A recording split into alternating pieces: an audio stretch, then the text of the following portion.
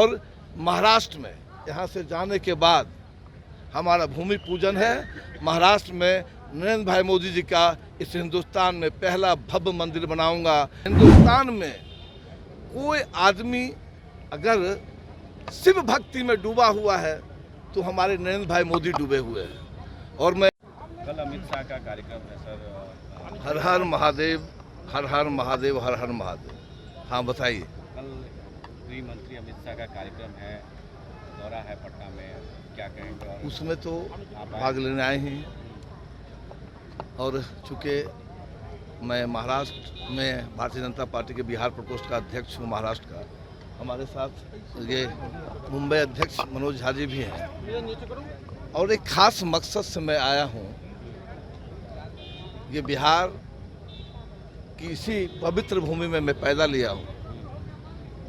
मेरा कर्म भूमि मुंबई है और पत्रकार बंधु आज आने का मकसद, कार्यक्रम तो कल है, आने का मकसद एक है कि आज से 12 दिन पहले मैं भीमा शंकर गया था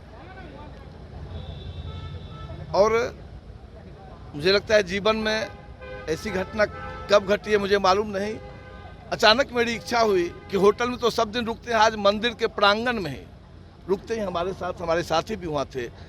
आज तक के जो हमारे सुजीत झा जी हैं वो भी हमारे साथी थे। मैंने मंदिर में बाबा से कहा, पंडित जी थे, बाबा आज मुझे यहीं विश्राम करना है रात में। बोले आपको कैसे विश्राम करें? बोले आप खाली एक कंबल दे दीजिए, मैं विश्राम करूँ।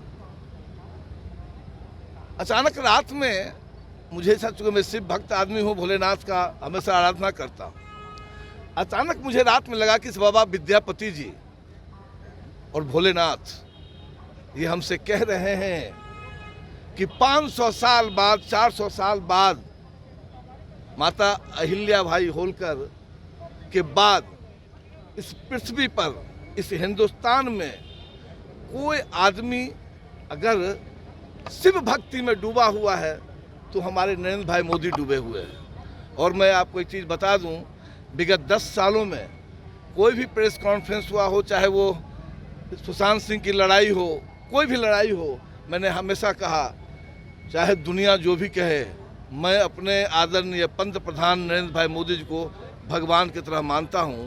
और भगवान की तरह मानने का एकमात्र कारण है, न हमारे पूर्वजों ने देखा, न हमारे वंशज देख पाते, जो आज देख रहे हैं काशी विश्वनाथ, जो आज देख रहे हैं महाकाल, और इस बार त्र्यंबकेश्वर में, क्योंकि महाराष्ट्र में 3 ज्योतिर्लिंग है जहाँ मैं रहता हूँ। और कभी कभी जब सब जगह जाता था तो मुझे लगता था पता नहीं महादेव को ऐसा क्यों लोग छोड़ के रखा है। लेकिन इस बार जब भीमा शंकर गया और जब वो कॉरिडोर बनते देखा तो मुझे लगा कि नहीं, अब वो समय दूर नहीं जब मुझे भी, आप हनुमान जी की पूजा क्यों करते हो? मैं तो कई बार बोला हूँ, आप हनुमान जी की पूजा इसलिए करते हो कि आपको श्री राम जी को खुश रखना है। हनुमान जी श्री राम के दूत हैं। तो मेरा मानना है, बड़े फख्र के साथ कहता हूँ कि मेरा मानना है कि आज के समय का सबसे बड़ा शिव का कोई दूत है तो हमारा नरेंद्र भाई मोदी है। तो मुझे उसको भगवान मानना है। और महाराष्ट्र में यहाँ से जाने के बाद हमारा भूमि पूजन है। महाराष्ट्र में नरेंद्र भाई मोदी जी का इस हिंदुस्तान में पहला भव्य मंदिर बनाऊंगा। और जो यहाँ छोटे छोटे बच्चे हैं उनको भी मैं आप एक बात मतलब भविष्यवाणी समझिए आप, आने वाले समय में इस देश का कोई भी गांव नहीं होगा जिस गांव में नरेंद्र मोदी भाई जैसे लोगों का मंदिर नहीं होगा। मंदिर का मतलब, भगवान का मतलब क्या? निर्माण करता। यहाँ तो बाबा लोग बोलते हैं, भाषण देते हैं, अरे इसने तो बताया है। हम बोलते नहीं हैं, हम करते हैं। और महादेव की भक्ति में बस एक ही बात मैं जानता हूँ कि मैंने प्रण लिया है कि हम नरेंद्र भाई मोदी का महाराष्ट्र में मंदिर बनाऊंगा। और 2 साल के अंदर ये संकल्प लिया है कि देश का कोई ऐसा राज्य नहीं होगा जहां मोदी जी का मंदिर नहीं बनाऊंगा। हर हर महादेव, हर हर महादेव। बिहार में तब से दोनों के बीच एक बात बताएं, अच्छा एक बात बताएं, बड़ा दिल की बात बताते हैं। आप लोग पत्रकार हैं, हम भी कलाकार भी तो हैं, दोनों में कार लगा हुआ है। हम लोग तो महाराष्ट्र में रहते हैं और गालियां भी बहुत सुने हैं, लेकिन कहीं भी जाते हैं एक ही बात कहते हैं कि दिल को दिल से मिला लेते हैं, जख्म सीने से लगा लेते हैं। हम बिहार के लोग हैं, दुनिया में कहीं भी जाते हैं वहाँ के लोगों को सीने से लगा लेते हैं। कितनी गालियाँ सुनी है हमने। और ये जो सरकार है ना बिहार का, ये हमारा दुर्भाग्य है भाई साहब। अभी आप सोचिए ना, हर राज्य का मुख्यमंत्री इसमें लगा हुआ है कि हमारे यहाँ इन्वेस्टमेंट कैसे हो, कैसे बाहर का व्यापारी यहाँ आवे, इंडस्ट्री लगे, रोजगार मिले। हमारा मुख्यमंत्री लग गया जाति जनगणना में। और इसी जाति जनगणना में तो हम आज सैकड़ों साल पीछे चले गए हैं। आप कहाँ इसमें लेके जा रहे हैं जाति जनगणना में? अरे विकास की बात कीजिए, लोगों को रोजगार की बात कीजिए, ये सब बातचीत कीजिए। जाति जनगणना लगा के आप कुछ नहीं कर रहे हैं।